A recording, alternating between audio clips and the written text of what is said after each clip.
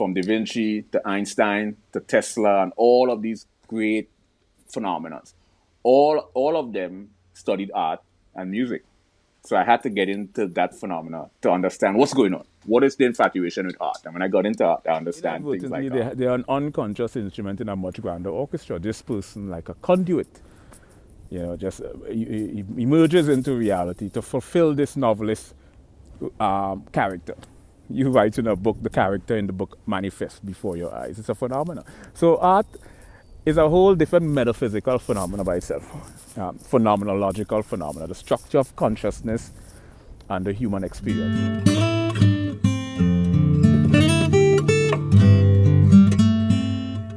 When there's an impact, the impact creates a vibration. This vibration creates a force. This force creates energy, and this energy travels at 700 miles an hour. It has.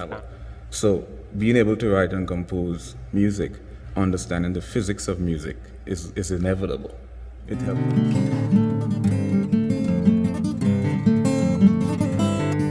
Expanding bubble.